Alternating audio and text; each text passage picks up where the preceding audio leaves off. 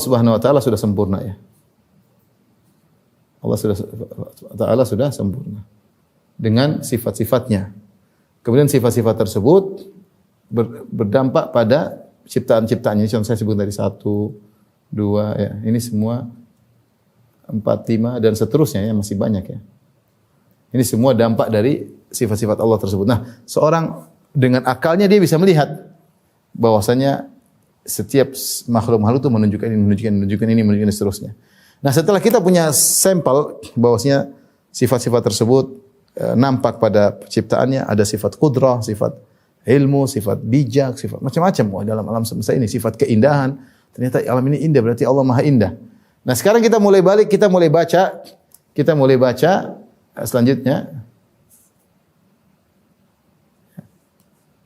Setelah itu kita baca tentang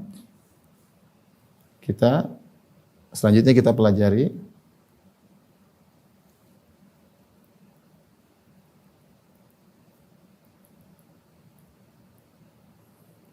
nama-nama Allah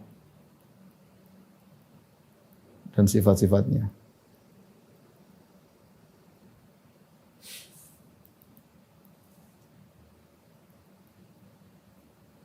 Lantas kita merenungkan pengaruhnya pada makhluk.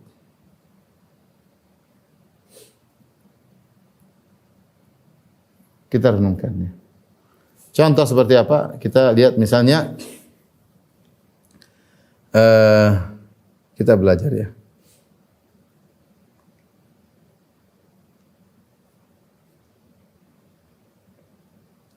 Contohnya kita renungkan tentang makna Al-Hamid, Maha terpuji. Maha terpuji. Ini kita mulai renungkan. Ini contoh. Dalam makhluknya apa? Berarti tidak ada keputusan Allah, ketetapan Allah. Contoh sederhana, kita terapkan. Karena banyak sekali kejadian-kejadian di alam semesta, Allah Maha terpuji. Berarti tidak ada keputusannya kecuali terpuji misalnya.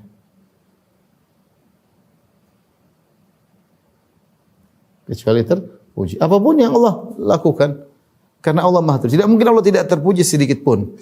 Semua yang Allah tetapkan, semua yang Allah ciptakan pasti terpuji. Cuma kita kadang enggak tahu, kadang kita tidak, kadang kita bisa membayangkan, terkadang kita tidak bisa membayangkan. Contoh lain misalnya Allah di antara namanya adalah misalnya Al-Hakim.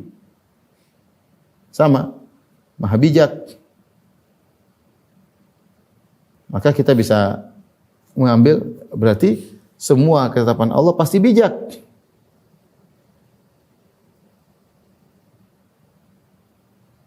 Pasti ada hikmahnya.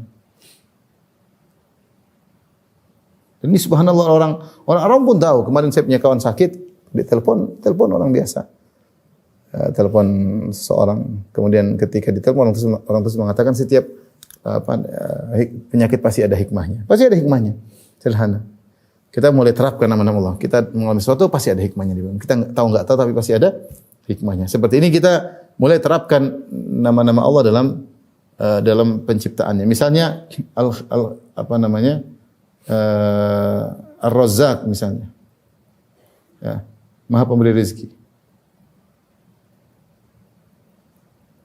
Kita yakin bahwasanya semua makhluk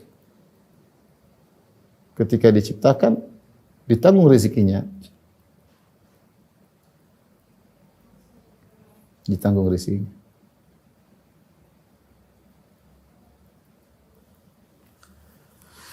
Kemudian misalnya Al-Malik, sang raja, sang penguasa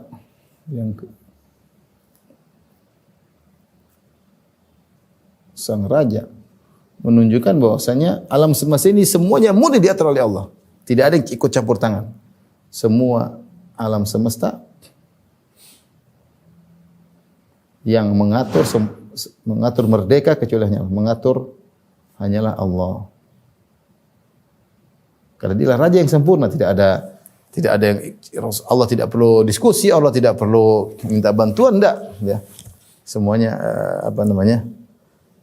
Allah yang mengatur. Dan demikian kita renungkan nama-nama Allah Subhanahu wa taala kemudian kita terapkan dalam ciptaan-ciptaan Allah Subhanahu wa taala.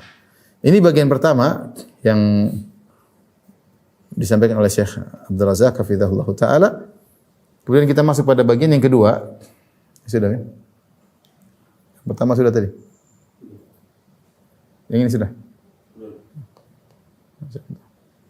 Ini tinggal kita pelajari ya. Artinya kita renungan. Ini butuh perenungan tadi. Kalau Allah Maha ini, kalau di dalam makhluknya seperti apa. Kita renungan. Di situ kita dengan belajar tentunya. Dijelaskan oleh para ulama. Kita mulai mempelajarinya ya. Sehingga menambah iman kepada kita. Karena semua makhluk ini dampak dari nama-nama Allah dan sifat-sifatnya. Ya. Dan semuanya menunjukkan akan agungnya Allah Subhanahu wa taala.